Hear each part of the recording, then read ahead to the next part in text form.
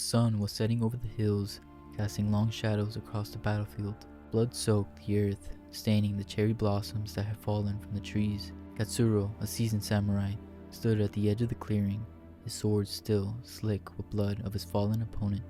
His breath came in ragged gasps, his mind racing with the weight of what he had just done. He looked down at the body of the man he had slain. It was a duel, but not a fair one. In a moment of desperation, Katsuro had struck before his opponent was ready, slashing through his defenses when his back was turned. The man's face, frozen in shock and betrayal, stared up at him, the life already gone from his eyes. Katsuro clenched his fist, feeling the sting of shame burn hotter than any wound.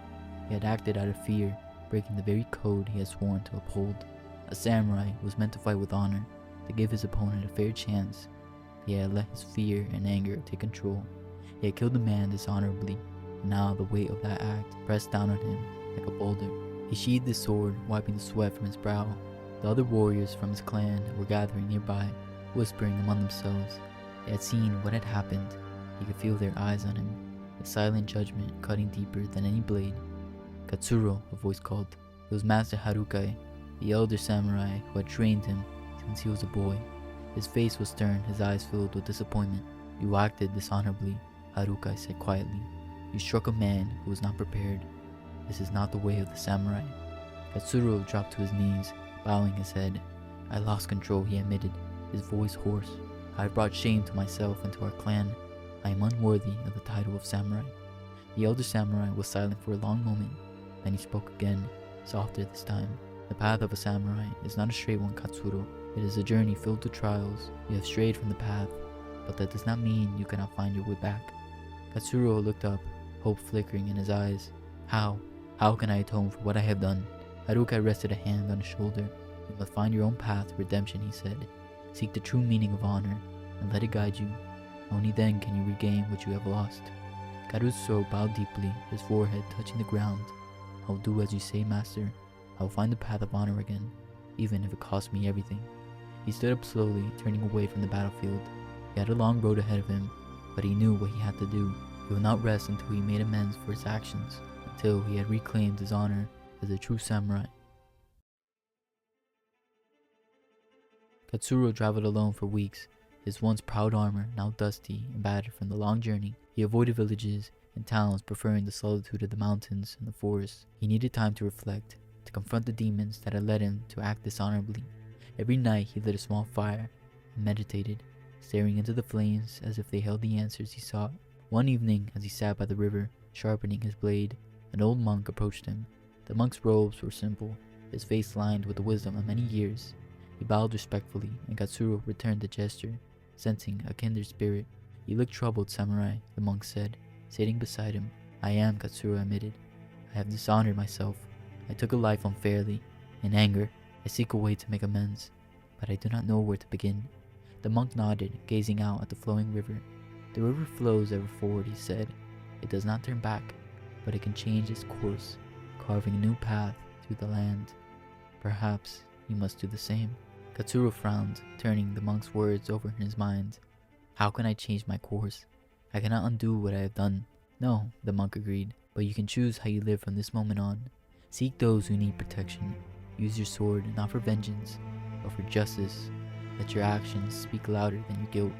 Katsuro bowed deeply, a new sense of clarity washing over him. "Thank you," he said. "I'll take your words to heart." He left the river with a renewed sense of purpose. He sought out villages plagued by bandits, standing out as a protector. He challenged warriors who abused their powers, demanding that they fight with honor. With each act, he felt a small piece of his shame lift. The weight was still there, pressing against his heart. One day, he met a young woman whose family had been killed by a rogue samurai. She looked at Katsuro with fear, her eyes filled with the same betrayal he had seen in the eyes of the man he killed. "You carry the same sword as the one who murdered my family," she whispered. Katsuro bowed his head. "I carry the same shame," he said quietly, "but I will use my sword to protect, not to harm." For the first time, he felt a flicker of something he hadn't felt in months: hope. Katsuro's journey had led him through dense forests and across vast plains, each step taking him farther from the life he once knew.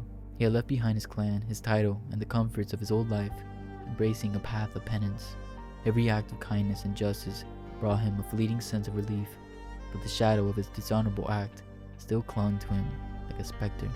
One afternoon he arrived at a small village nestled in a valley, surrounded by tall mountains. The air was filled with tension, the villagers' faces lined with fear and uncertainty. Katsuro approached the village elder, a frail man with kind eyes, clouded by age. "You carry the look of a warrior," the elder said. "We are in need of someone like you." "What troubles you?" Katsuro asked, bowing respectfully.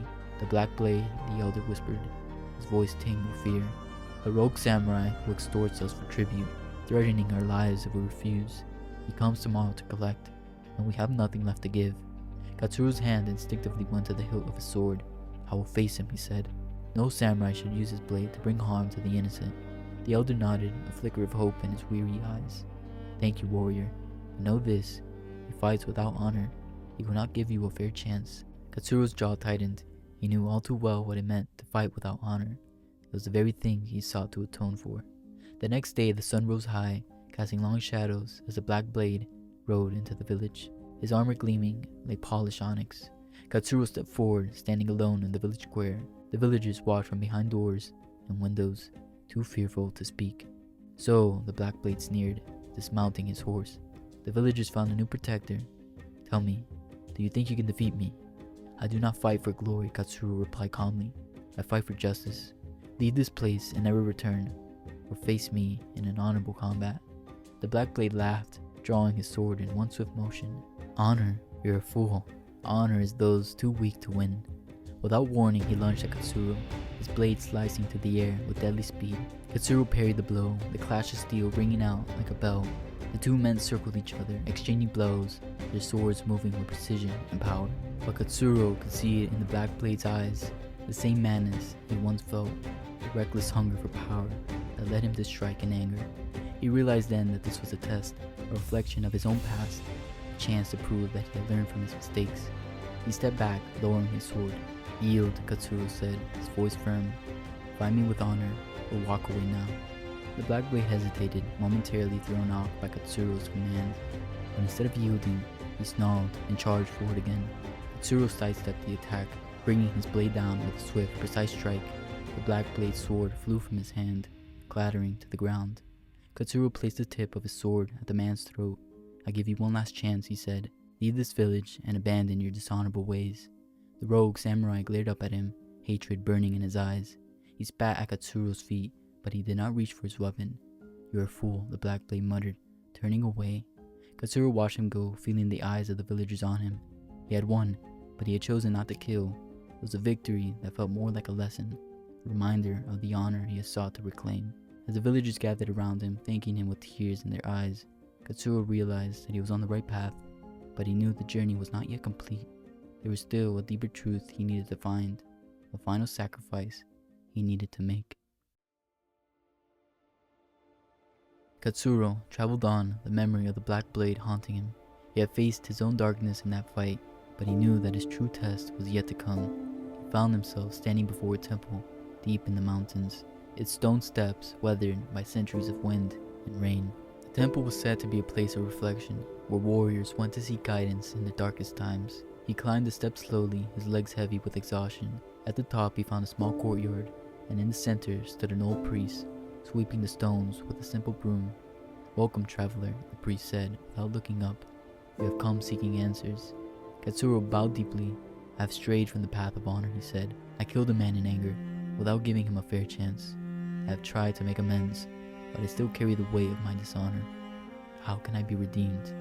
The priest set down his broom and looked at Katsuro with kind, wise eyes.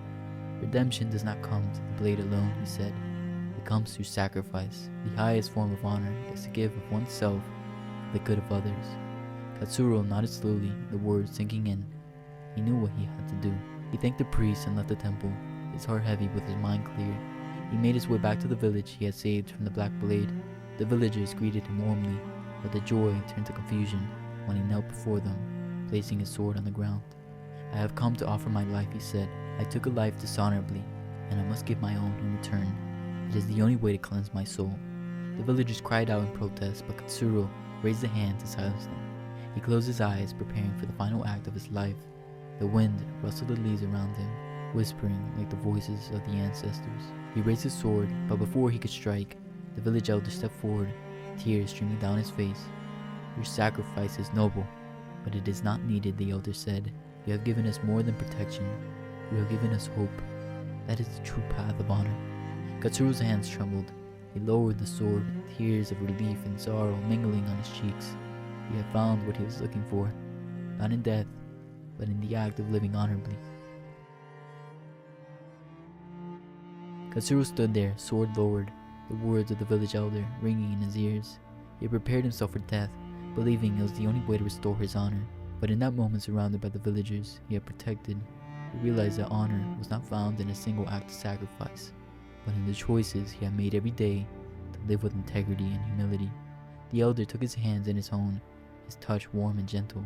"You have shown us what true honor looks like," he said softly. "It is not the taking of your own life, but the courage to live, to continue fighting for what is right, even when it is difficult." Katsuro's shoulders slumped, the weight of his shame finally lifting. He felt a sense of peace he hadn't known in years. He had been running from his dishonor, seeking redemption in death, when all along it had been the path of the living samurai that would lead him back to honor. He sheathed his sword, bowing deeply to the elder and the villagers. "Thank you," he said, his voice choked with emotion. "You have given me a gift I do not deserve, another chance to walk the path of a true samurai." As the days turned into weeks, Katsuro remained in the village, helping rebuild what had been destroyed by the Black Blade's tyranny. He trained the young men in the ways of the sword, teaching them not just how to fight, but the deeper meaning of the samurai code: to protect, to serve, and to live with honor in every action. The villagers began to look up to him, not just as a warrior, but as a mentor, a guide. He found himself smiling more, feeling a sense of fulfillment he hadn't known before. The children would gather around him in the evenings, listening to his stories of battles fought and lessons learned, their eyes wide with admiration. One autumn morning, as the leaves turned shades of crimson and gold, a messenger arrived from Katsuro's old clan. The clan was under siege by a powerful warlord, and they had sent word asking for Katsuro's aid. Despite his past, they recognized his skill and leadership.